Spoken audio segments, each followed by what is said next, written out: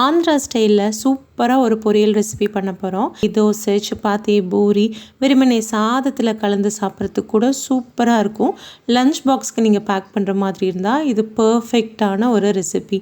இந்த ரெசிபி என் பொண்ணோட ரொம்ப ரொம்ப ஃபேவரட். அவள் தான் இந்த ரெசிப்பியை எனக்கே சொல்லி கொடுத்தா. ரொம்ப சூப்பராக இருக்கும். வாங்க எப்படி செய்கிறதுன்னு பார்க்கலாம். ஒரு ஸ்பூன் எண்ணெயில் பொடியாக நறுக்கின உருளைக்கிழங்கு சேர்த்து நல்லா வதக்கிக்கோங்க.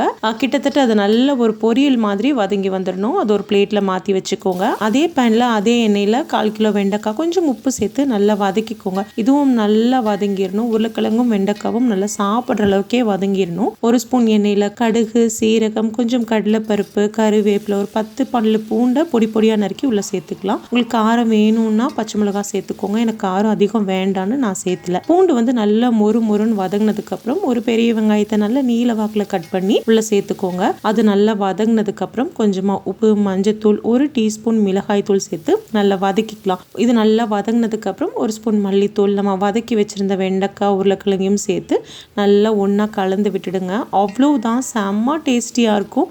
எல்லாமே நல்லா மொறுன்னு இருக்கும். சூப்பராக இருக்கும். நான் ஏற்கனவே சொன்ன மாதிரி கொஞ்சமாக சாதத்தில் கலந்து டிஃபன் பாக்ஸில் பேக் பண்ணி பாருங்கள். ரொம்ப ரொம்ப டேஸ்டியாக இருக்கும். டிஃபன் பாக்ஸ் கண்டிப்பாக காலியாகி வரும். இந்த ரெசிபியை சேவ் பண்ணிவிட்டு கண்டிப்பாக ட்ரை பண்ணி பாருங்கள். ட்ரை பண்ணி பார்த்துட்டு எப்படி இருந்துச்சுன்னு உங்கள் ஃபீட்பேக்ஸ் அண்ட் கமெண்ட்ஸை என் கூட ஷேர் பண்ணுங்கள். தேங்க்யூ.